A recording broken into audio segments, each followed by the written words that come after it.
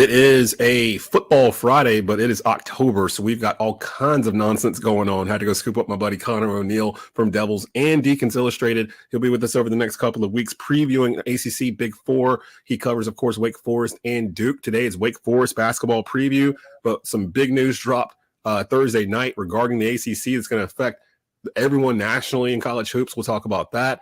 Chris Lee's in the house from Panthers Playbook and WRAL. He's going to be talking about the Panthers as they took on the Commanders and I believe in Panthers Extra. And Ryan Stone returns with his best bets right here on the Desmond Johnson Show. Let's get it in. Live with Desmond Johnson, son, the live is one. Represent NC to the fullest. Yeah, welcome to the Carolinas. Everywhere you go, the sky is Carolina blue, the finest. Live action, feedback, the city need that. I've been #1, no cap. Here's the recap. Adrenaline is my addiction. I'm about to relapse. Step on the turf if you want and get your weed whacked. I'm going harder than a martyr on the starter end. It's the heart of man, that's a rap like a cardigan. I'm breaking records, it's 4th and inches. I count the seconds. The over-under's my roar of thunder, my secret weapon.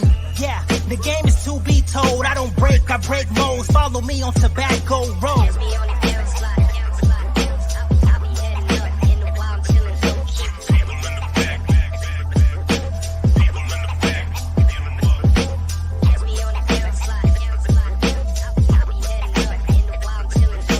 Live with Desmond Johnson, son, the live is one. Represent NC to the fullest.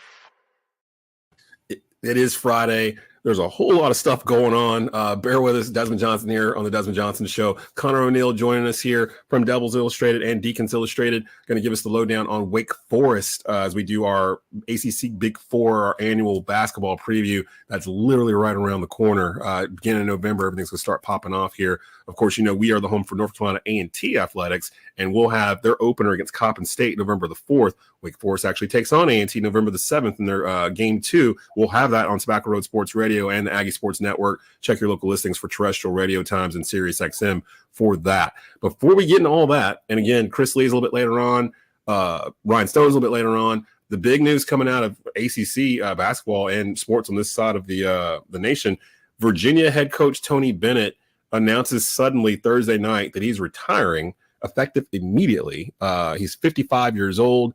He literally just participated in ACC Media Day like last week. No reasons were given for the decision. They just basically put it out in an online post Thursday night. And then, of course, Coach Bennett has his press conference today at 11 a.m. Your thoughts on this? How surprised are you, Conor, that Coach Bennett is deciding to step down? Yeah, so the surprise is with the timing because it came 18 days before the season opener. I mean, you're basically pulling a Dean Smith. I think there's like Dean Smith, isn't it? Yeah. I think there's 8 days difference. I think Dean was on October 9th back in the day, and now this was October 17th that we found out. The surprise is not with him retiring. There were rumors about this last January and February, even with Virginia eventually making it to the NCAA tournament. Like I put on Twitter last night, I kind of thought he was just going to say after they lost in Dayton last year that was it, that he was done. Anything in particular that made you feel that way, or was maybe the landscape changes of college sports, or it's landscape changes. You've got to look at what made Tony Bennett's teams most successful. Like his best teams at Virginia were full of guys that had been in his system for 3 and 4 years and had developed under his tutelage. And you know, you think about guys like Kyle Guy, London Perantis, Malcolm Brogdon, the list goes on and on. Like those guys, he excelled in getting guys that were talented, but were a year or two developmentally away from helping them win. And he just churned them into all ACC players. It's really hard to do that in today's age. You have immediate eligibility for transfers. You have NIL. You have outside influences like we've never seen before. And so it becomes really hard to develop players and develop a program in this day and age. The coaches that are going to be successful are the ones that are used to putting together a roster every single year, whether that's from a one and done factory like Duke has been, or Kentucky under Cal and now Arkansas. Or it's guys to throw it to the Wake Forest side of things. It's guys with JUCO experience like Steve Forbes. Yeah. Where you only have guys for 2 years. So it's like I said, the surprise is in the timing. There's no doubt about that. I don't know of anybody that saw this coming, but you saw the writing on the wall starting about 8 or 9 months ago. Wow. So he's 50. He's 55. He went 364 and 136 at Virginia. Won 2 ACC tournament titles, 6 regular season conference championships. He's a 2-time AP National Coach of the Year. He won 1 at Washington State in 2007, which I'd forgotten about, and then he won at Virginia in 2018. You might remember that year's the year Virginia came in as the number 1 overall seed in the March Madness and lost to 16th seed UMBC. Their peak, really, I guess, during his coaching career was 2014 to 2019. 4 of those years, he was the number 1 seed. Again, in 2018, they were the first team ever to be the number 1 seed to lose to a 16th seed. And then he was named AP National Coach of the Year a couple of weeks later after that. They did follow it up the next year and actually win the national championship in 2019 in a loaded year. That was the year the ACC sent 3 1s to the tournament. I think Duke and Carolina both were 1 seeds in that tournament as well. And Virginia ended up winning the whole thing. I do. We talked about at the very beginning about it having some Dean Smithish kind of feel to it. It makes me feel like he did it this way so that somebody on his staff would have to take over, because that's literally what Dean did. He wanted Gut to get the role, and he knew if he left in June or whatever that it might not necessarily be him, but he kind of forced their hand to make sure that Bill Guthridge got that. Is there somebody on Virginia's staff you think that he might be hoping that they give this to and get a chance to coach the Cavaliers? Yeah, the guy was a head coach in this state not too long ago. Ron Sanchez left Charlotte to go back to Virginia and took when he left and went back there, it was when you were only allowed to have 3 assistant coaches. So they gave him some kind of role as like special assistant to the head coach. You know, they make up those roles to have you on staff and around the team. I don't know if he actually got bumped up when the assistant coach limit went from 3 to 5, but I mean, he left a sitting head coach job where he'd been mildly successful to go back to Virginia. I mean, to me, that was, I remember when that happened, being kind of surprised because Ron seemed like he had a halfway decent thing going in Charlotte. And it was just like, okay, well, if he missed Charlottesville, if he just wanted to be on Tony's staff, if he didn't like being a head coach, like that's certainly not unheard of. Mike Schrage did that going from Elon back to Duke when John Shire took over. But there's got to be a seed of doubt in your mind when a sitting head coach who's not that old decides he wants to leave to go back to being an assistant coach. And so I think Ron Sanchez will get every chance to win with the team this year. I don't know the ins and outs of Virginia's athletics department, but if their AD, Carlo Williams, thinks that he's the best guy to move forward with and keep the same structures of the pack line and everything that Tony Bennett has molded that program into for 16 years, if she wants to keep that all in place, it's Ron Sanchez. If not, then Ron Sanchez is going to get 1 year to win or lose, and then they're going to hit a reset button on, I believe, the most recent ACC team to win a national championship. Yeah, and with Bennett retiring, stepping down now, we were talking off the air before we started, there isn't a single coach in the ACC that is a national champion. I guess Hubert's the only one that's actually been to a national championship that's still a coach in the ACC currently. I'm trying to think. When did Miami lose when Larinaga had them? Did they lose in the Final Four? Maybe they lost the Final Four. I don't remember them being the national championship. So Hubert would be the only one who's coached in the national championship. The only 3 that have been to a Final Four are Larinaga with both George Mason and Miami, and then Hubert and Keats last year. Yeah. Oh, and John Shire, because Carolina and Duke play each other. So Shire, but not as a head coach. Oh, that's right. It was K.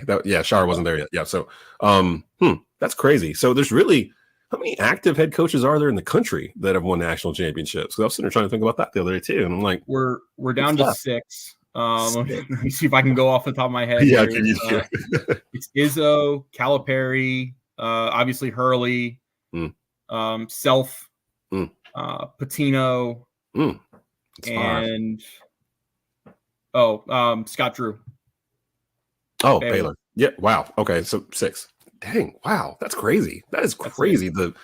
I gotta blame NIL and I think the portal. Patino and Hurley are the only ones with multiple too. Yeah, I got to blame the portal and NIL for the coaching drain, really. We saw it when Roy left. We saw it when Cabe got out. A number of coaches kind of started leaving right around the same time, and they all kind of pointed to that. Really, it was the thing that pushed them out, where kids are asking for money and that kind of stuff. So I guess Tony Bennett, 55 years old, probably got grandkids and stuff, wants to go out and live his life. So I wouldn't be surprised, though, if you see his name pop up in some NBA circles or something here down the road, too, because he's a pretty good coach. So it'll be interesting to track, because this is no strange thing to happen at Virginia, because Bronco Mendenhall just did this like 5 years ago, or maybe 4 years ago, or even sooner than that. He was their coach in 21. So he stepped away from the football program, took a couple years off in a rant, and went and lived on his ranch. And then he's back coaching this year at New Mexico. See, and I'll just throw this feather out there for everyone. Tony Bennett used to play for the Charlotte Hornets back in the day. So I'll just throw that out there. Let's get to what we were here for. Wake Forest basketball preview.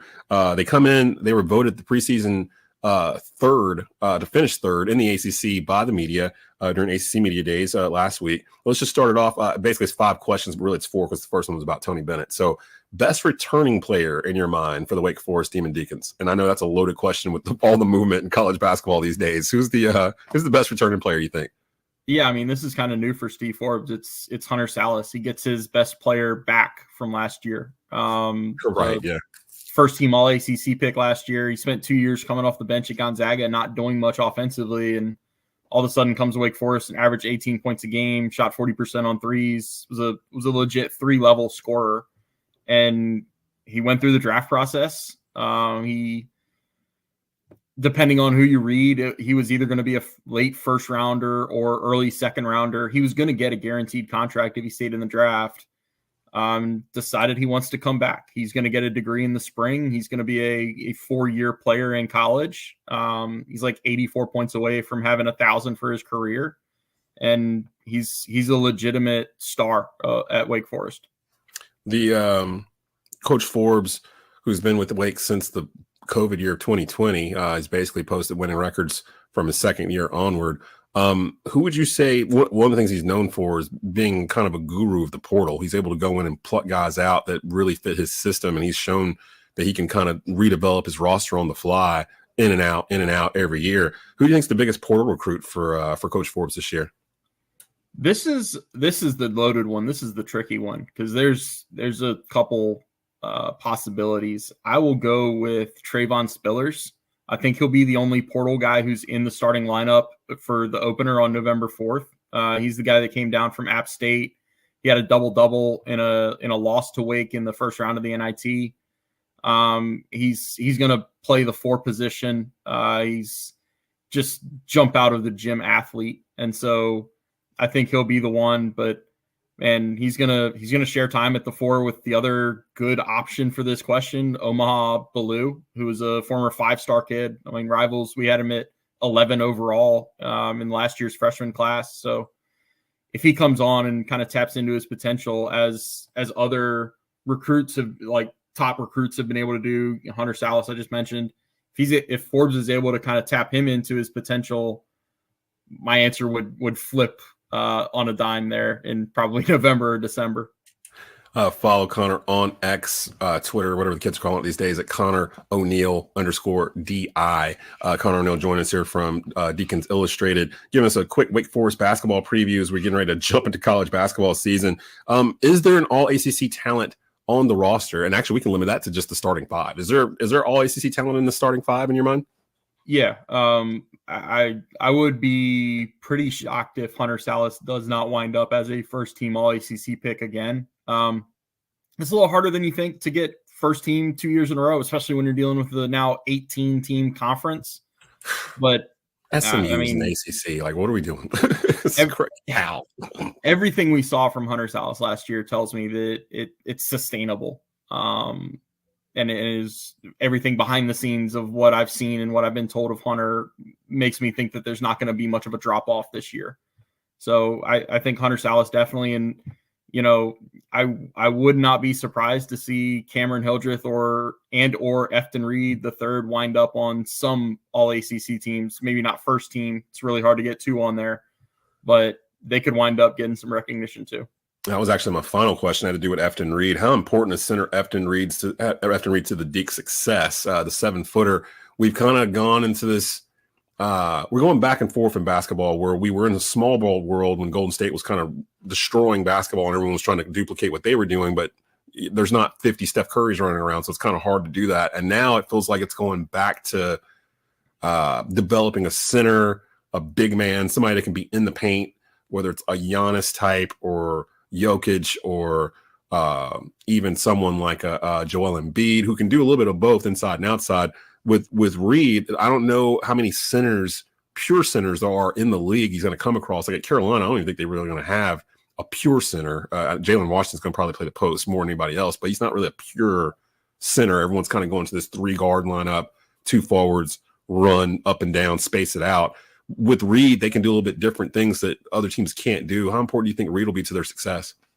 Yeah, he'll be paramount. I mean, he's a guy that when he got eligible last year, it was right at the beginning of I can't remember the exact number. I think it was a 9 or 10 game win streak for Wake.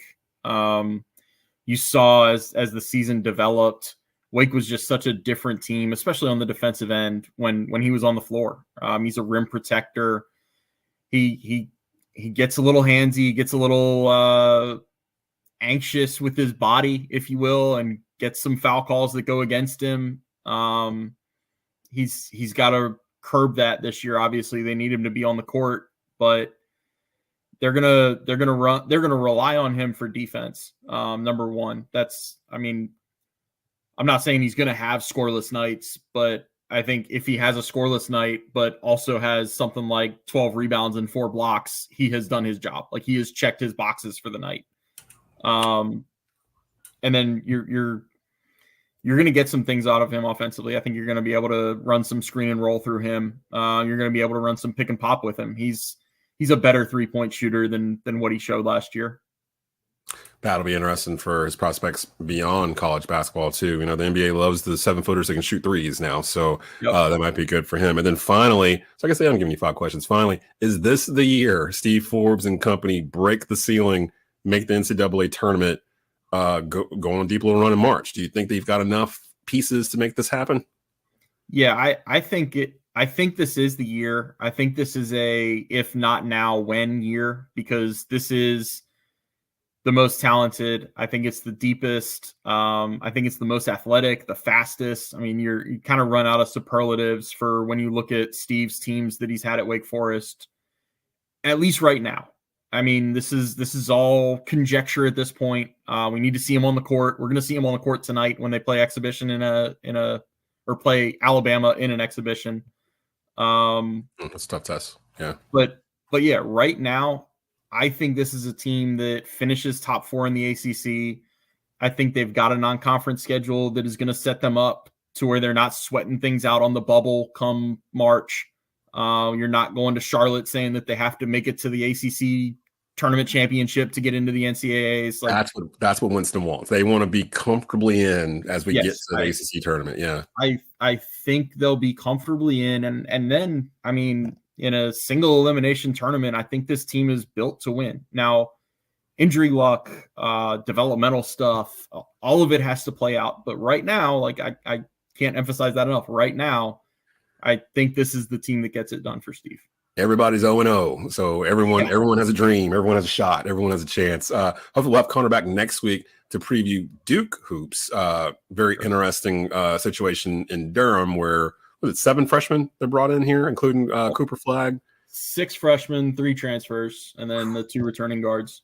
Yeah, so it's a brand new roster, literally, for John Shire. And honestly, I'm looking at like John Shire might be the best recruiter in the country.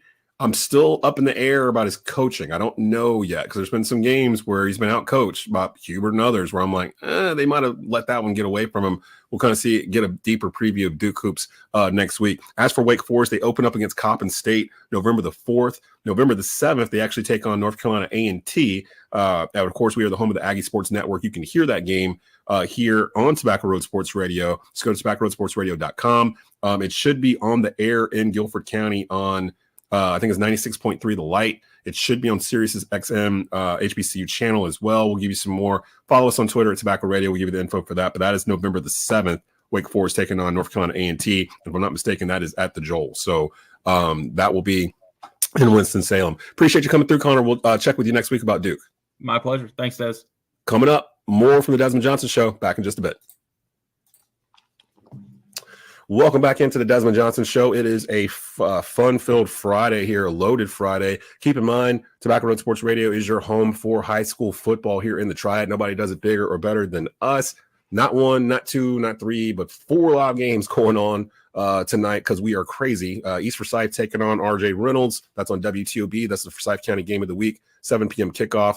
Myself, Hot Rod Funderburk, 980 AM, 96.7 FM. Grimsley taking on Southwest Guilford. That's the WCOG High School Football Game of the Week. That is on 105.3 FM and 1320 AM out in Guilford County. Then we also have Glenn taking on Mount Tabor and West Forsyth taking on Davie. All 4 of those games can be streamed live starting at 7 p.m. on tobaccaroadsportsradio.com. Joining me right now from WRAL, he is the co-host of Panthers Playbook, my good buddy Chris Lee in the house, sharing some of the pain of our Carolina Panthers, man. Like, I watch Panthers Playbook religiously every week, and I feel like you guys and us over at Believe in Panthers are probably 2 of the podcasts that are the most positive when it comes to trying to figure out what's the bright side here, what's going on with Carolina.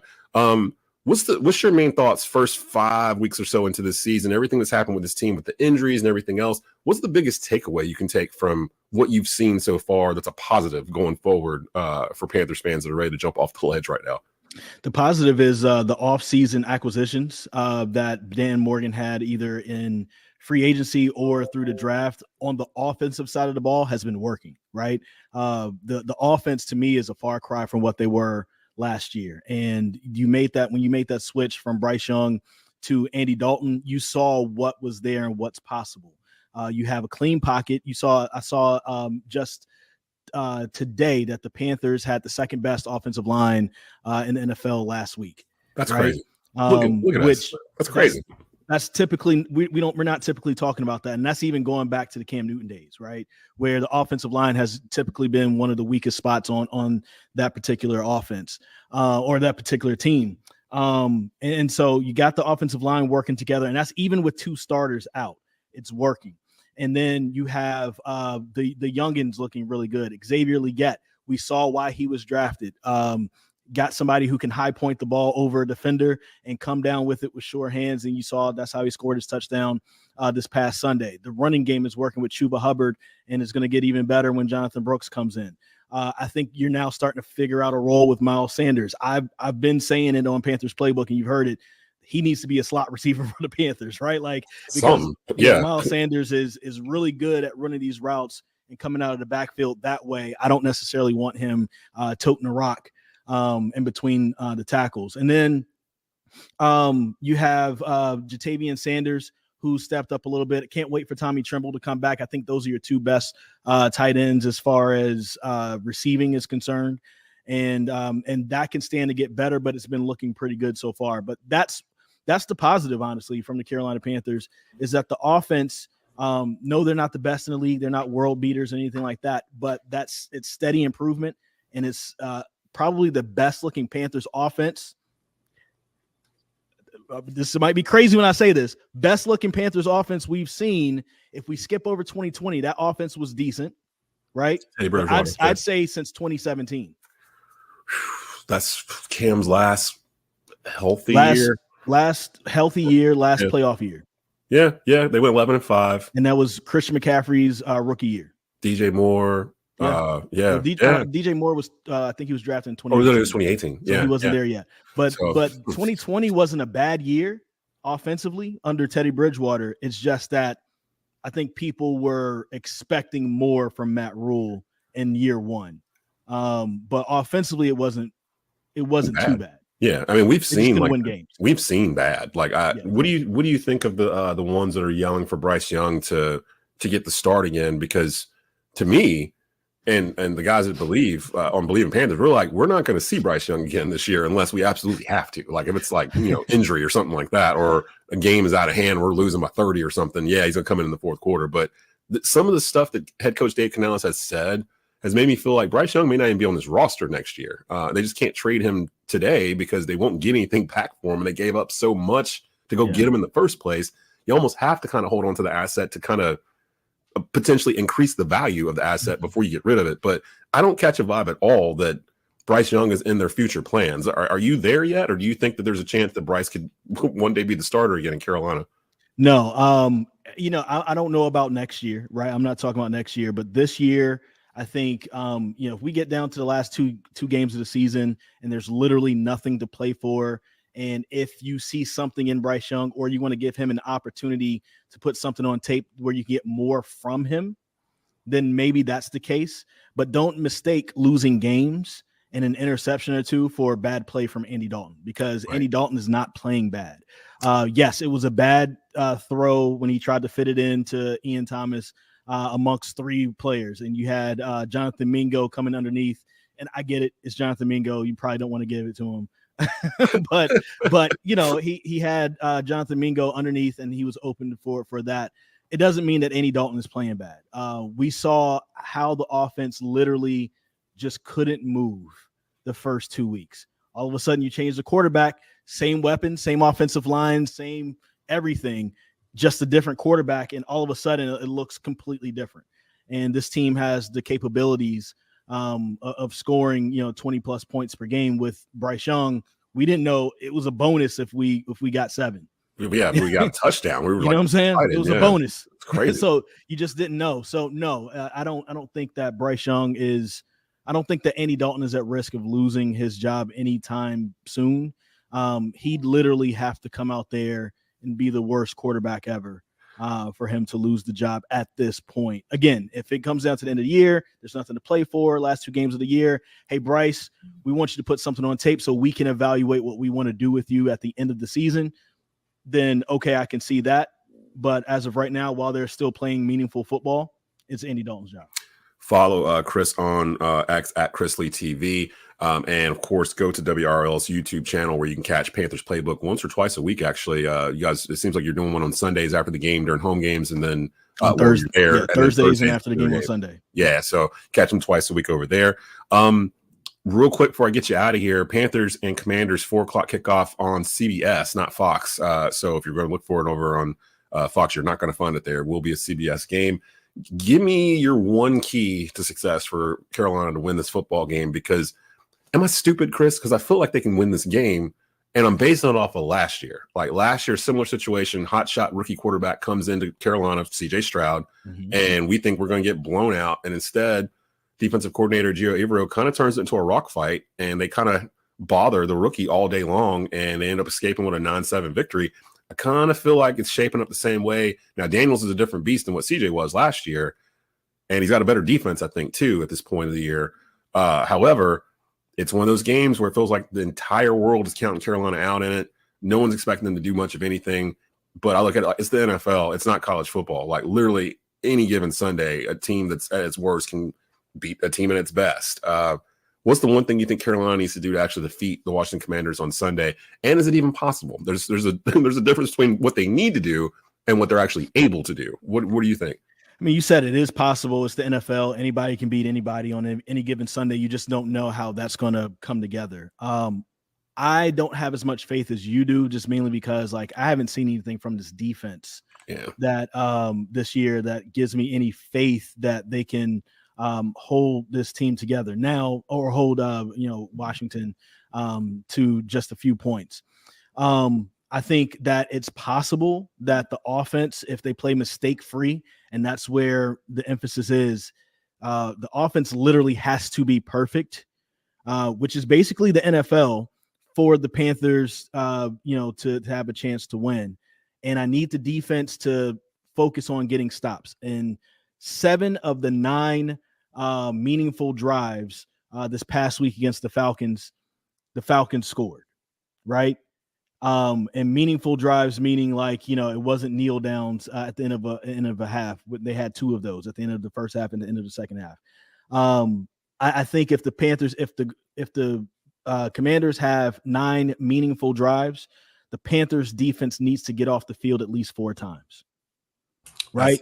Yeah. So they haven't been able to get off if you can get off the field at least 4 times out of the 9, maybe they score, 2 touchdowns and 3 field goals, then that gives the offense a chance to be in this game and give you a chance to win. That's what's going to have to happen for the Panthers to have a chance to win, honestly.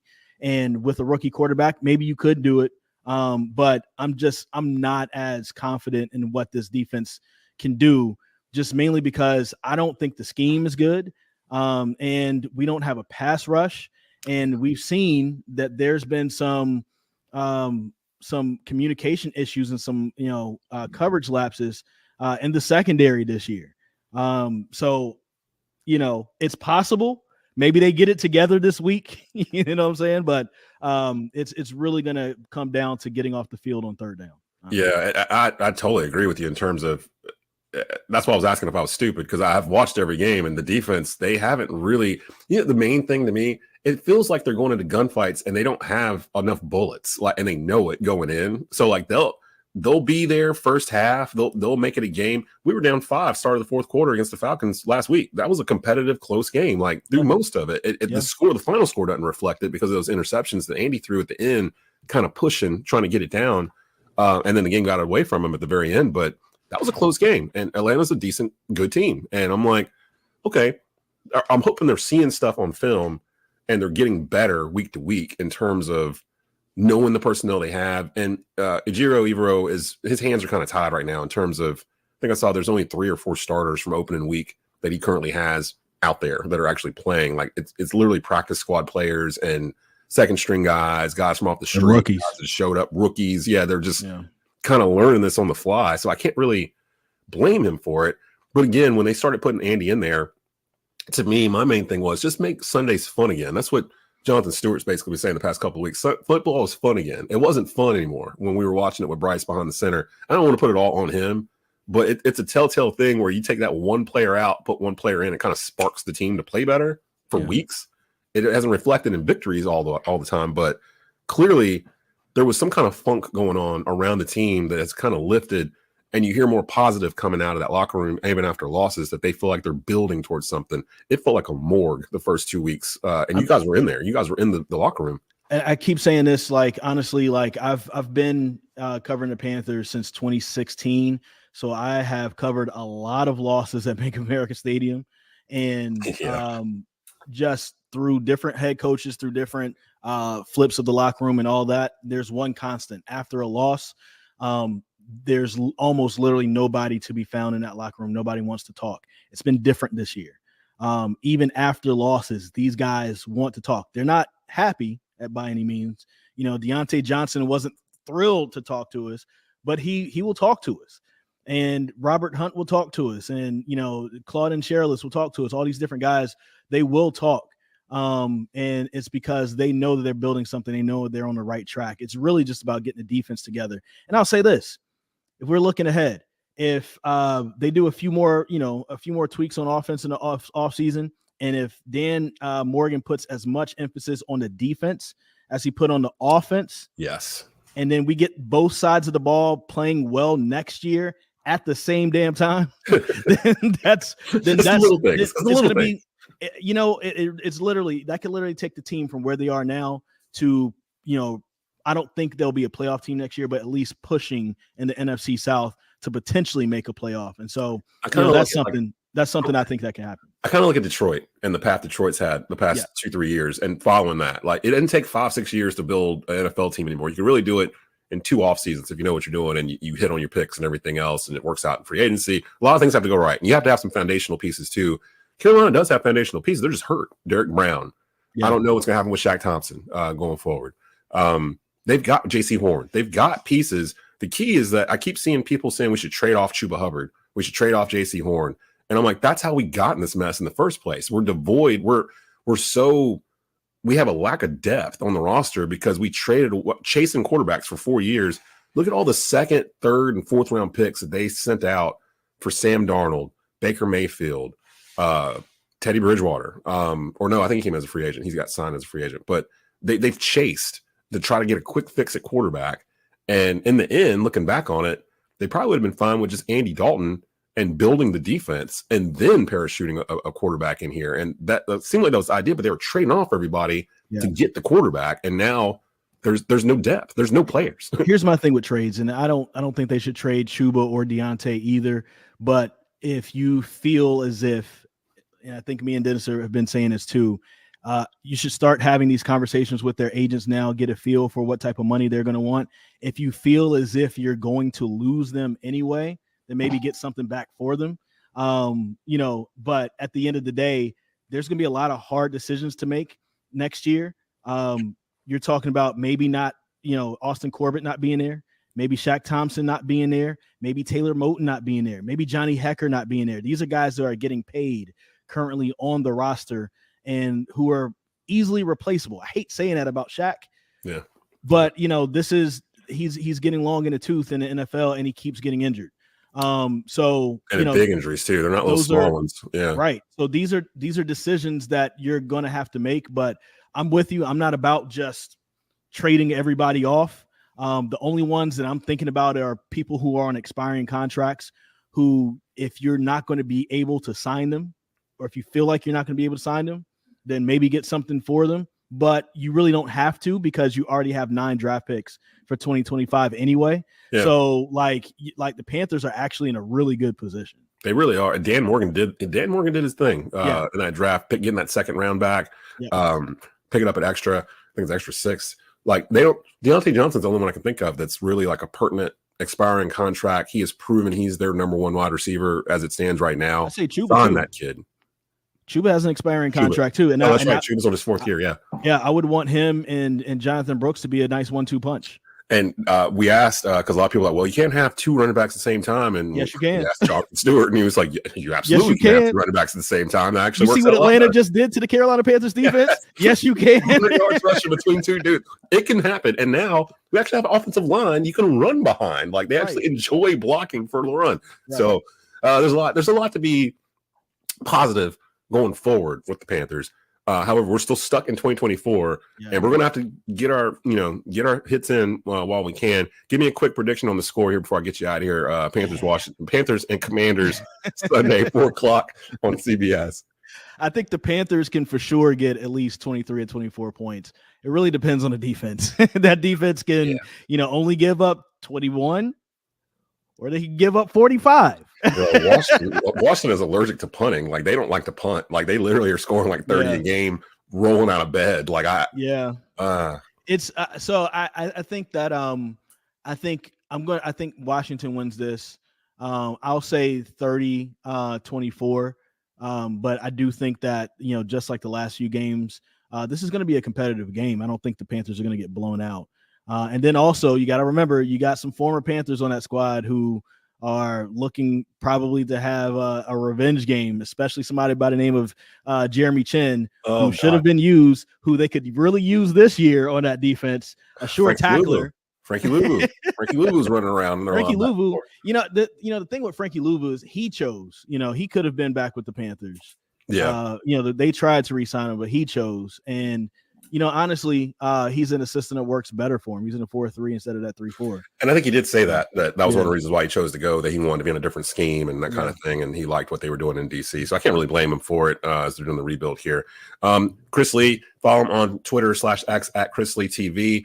Go to Panthers Playbook on the WRAL YouTube channel. You can find it there twice a week, Sunday nights and then Thursdays. Him and Dennis Cox do a fantastic job. Appreciate you coming through, man. Thank you, man. Coming up, Ryan Stone, best bets for the week. There is a loaded college football slate this weekend. Ryan's going to put some money in your pocket, plus a couple of NFL picks as well. It's the Desmond Johnson Show.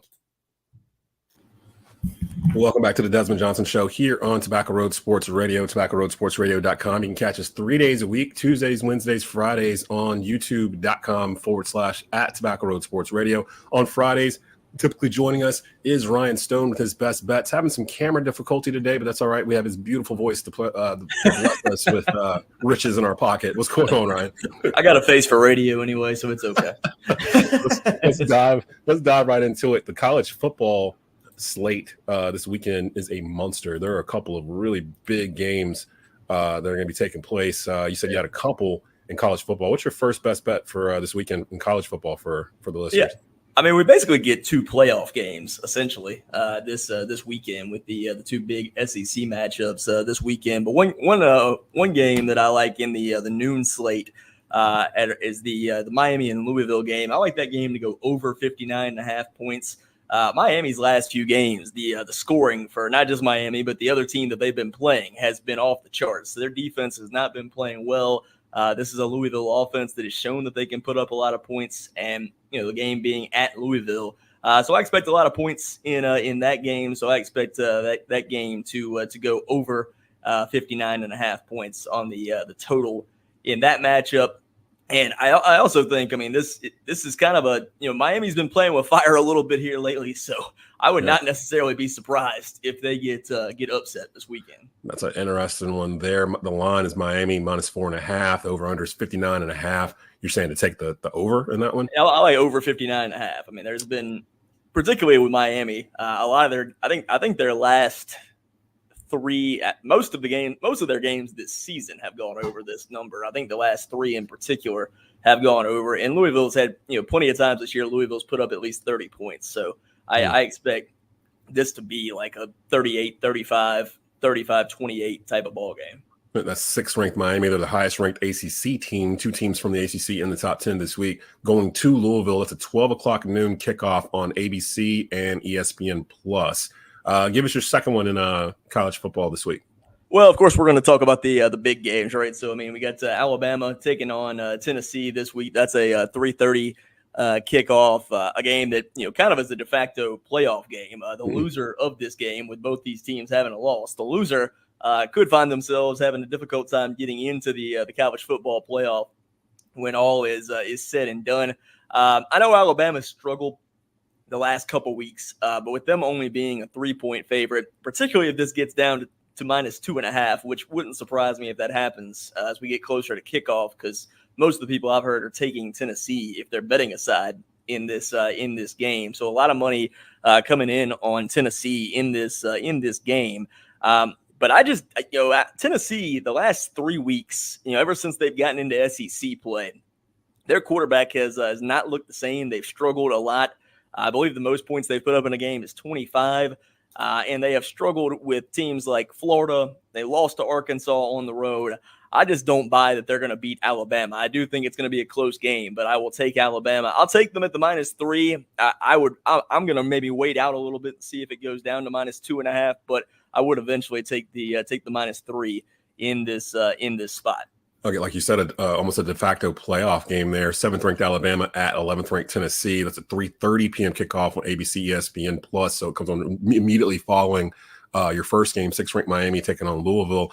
And you're right, Alabama's got a -3 right now on the line. Over-under is 56.5.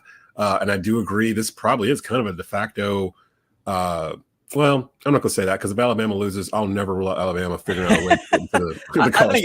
I think Alabama, the fact that they have the win over Georgia, I think could play in their favor. And I still think, a 10-2 Alabama still gets in the playoff, in my opinion. I think Tennessee's the one. The Tennessee's the one that would have a harder time, in my opinion. And Tennessee still has to play Georgia. Right. And I agree. Bama, out of all the schools in the country, if there's a 2-win team out there that I think would probably get in there just off of name brand alone, it's Alabama. So and they're losing to a top 12 team on the road if that even happens on Saturday. So also Georgia, I think Georgia at 10-2 probably gets in as well too. Probably, yeah. Speaking of which, I assume that's probably your third game, or did you go someplace else? Yeah, I did this right down the line in terms of the kickoff slots for college football this weekend. Didn't really do that intentionally, but it worked out that way. Number 5, Georgia at number 1, Texas. Please explain to me how Georgia is ranked above Alabama. Thank God for the college football playoff rankings. But anyway, I do like Georgia kind of in this spot. 5 points is too much to me. Texas, they've got some wins that look good on paper right now, like the Michigan win, but I don't think Michigan's going to be ranked at the end of the season. Yeah, I don't think I just don't. This is the biggest test that Texas will have played. This is the most NFL talent that Texas will have played. So at 5, anything over 3, I would probably take Georgia in this spot. I did take them earlier today at +5. I know it's on the road at Texas. I do think Texas is the better team. Better team doesn't always win. I've been really impressed with what Texas has done so far this season. Also, I like over 56.5 in this game. This is the third top 5 primetime game we have had this season. The other 2 have gone over by wide margins so far. So I expect plenty of points in this game. One of those games involved Georgia, by the way, and there were 75 points in that game between Alabama and Georgia. I think both of these teams will put up plenty of points in primetime on Saturday night. Do you think that Texas is the best team in the country? I don't think there is a clear-cut best team. I think they are deserving of the number 1 ranking. But Oregon maybe has one of the more impressive wins. I'm not sure Ohio State isn't the best team at this point. Even though they lost last week, they lost by 1 point. And if the quarterback slides 2 seconds earlier, they maybe kick a field goal and win the game on the road. So if you put Oregon and Ohio State on a neutral field, I'm not sure Ohio State isn't the better team. But the rankings are what they are right now. I do think Texas has been really impressive so far this season. I think we're at a point where NIL, it's kind of hit at the perfect time for the 12-team playoff and the parity of the NIL, because there just isn't a dominant team anymore. Yeah. This, I guess, was the perfect year to actually do it, because you're right. There isn't really a monster at the top of the standings for the entire year. I would not be surprised if Georgia beats Texas, even though it's at Texas. That's a 7:30 p.m. kickoff. Yeah. That's the night game on ABC and ESPN. You can literally, off of Ryan's bet, you can just leave it on ABC at noon and just boom, boom, boom, and go right through all 3 of those games. And those are probably the 3 best games of the week. I'm sitting there going through the rest of them. You've got I think the only other ranked ones. Michigan, Illinois is another top 25 game. That's going to be kind of an ugly game to watch, but in terms of rankings, that's a pretty good contest. I think that Notre Dame at Georgia Tech game could be. I was just looking at that. Surprisingly good game, actually, too. And then actually NC State Cal is a little interesting, because Cal's a little better than advertised, but I don't know about NC State. They feel like up and down like every week. And I'm just flipping through the rest of these. Virginia at Clemson. I think that was another one I was going to say. Actually, I haven't taken anything on that yet, but I'm kind of leaning towards taking Virginia plus 21.5. I just saw it. Clemson's 21.5 is a lot of points, and Virginia's been pretty scrappy so far this season. They're a very improved team, and also their head coach Tony Elliott, he knows Clemson as well as anybody. He was an assistant coach there under Dabo Swinney. So I think plus 21.5 is another thing that I may look to take in terms of college. Virginia's 4-2 on the season. Clemson 5-1. Their only loss to Georgia in the season opener. Flipping over to the NFL on Sunday. I believe you said you had a couple in the NFL that you were looking at here. So both of them are going to be teasers. So I don't have anything straight up, but the Lions are a 1.5 point dog on the road in Minnesota. I teased that up to plus 7.5, and I parlayed that with also with the Chiefs, who are a 1.5 point dog. Parlayed that up to plus 7.5. It would not surprise me if those two teams win those games. Let alone, I think they're going to lose by less than a touchdown. So plus 7.5 on the Chiefs and on the Lions on a parlay. The other one is also a teaser. The Steelers are a 2-point underdog. I teased that up to plus 8, and then factored that in with the Monday night game. The Buccaneers plus 9.5. I think Pittsburgh's defense will keep them in that game. I know the Devontae Adams trade, all the fuss about who's going to start at quarterback with Pittsburgh. What I do know is T.J. Watt is still going to be lined up on the other side of the football for the Steelers, and the Jets' offensive line has not been great so far this season, so I think they can keep that close. And I do think Tampa Bay will keep it close against Baltimore. I also think Tampa Bay, at home, may have a chance to even win that game because Baker Mayfield's having a really good season, and the Buccaneers defense is finally healthy again. And I know when you look at the score for that game last week against New Orleans, it says 27, but basically 21 of those points came off of a punt return and 2 short fields off of turnovers. So they really only gave up 1 long touchdown drive last week. Yeah, that Kansas City at San Francisco matchup is intriguing to me. It'd be more intriguing if Christian McCaffrey was actually playing in that game. Yeah. But they do have what's the dude's name? The running back. He's the leading rusher in the NFL. Yeah, Jordan Mason. Yeah, Jordan Mason. So, but I thought I saw he was injured, so I'm not sure. I'm not sure. Well, the guy they put in at running back last week, Garindo, came right in and had a long touchdown run. So they just find guys. Yeah. Also, I mean, the Chiefs are really banged up too offensively. I mean, they don't have Rashee Rice, they don't have Hollywood Brown, so both those teams kind of banged up right now. Yeah, it's like 4 or 5 years ago in Kansas City. You got Juju Smith-Schuster out there. You got Kareem Hunt back in the huddle on offense for Kansas City. But again, Kansas City, man, they're not even like in their best form yet. Like they're still trying to figure things out. They're undefeated. Like it's just one of those things. It's like, okay, well, what happens when we get to November and Kansas City starts humming all of a sudden and they're 9-0 or whatever already? So and they're expected to get most of these guys back. So fantastic.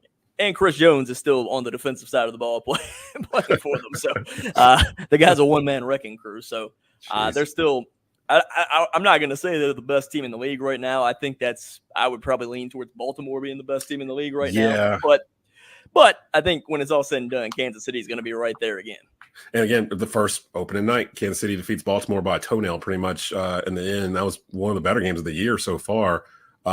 We were talking on Believe in Panthers. Which offense would you rather not defend, Baltimore or Kansas City? And I think both Stu and Skylar both picked the Ravens right now just because of what they're doing. Yeah, right now. But yeah, once we get into November, December, it might be a whole different thing there. So it also wouldn't surprise me if Mike Williams is probably going to be on the move from the Jets. It would not surprise me if he ends up in either Baltimore or Pittsburgh. Ooh, that would be interesting, especially in Baltimore. If they get him to pair with Zay Flowers, that would be interesting. Kind of the one thing they really don't have is like a big downfield threat necessarily. Yeah. Zay's kind of like a slot kind of guy, but you're right. They don't have like a possession receiver, like a number 2. So and they get that plus the tight end they have with Andrews. Well, 2 tight ends, Likely and Andrews at both. Oh, right. Yeah. Baltimore's gonna be a problem. And Lamar doesn't lose regular season games more often than not. Like he just doesn't lose them. I don't know what it is. It's some weird, funky record. I think he only lost like 10 like ever or something like that. So put some money in your pocket. Go back, review this. Blame Ryan if you don't get it. Ryan if you do.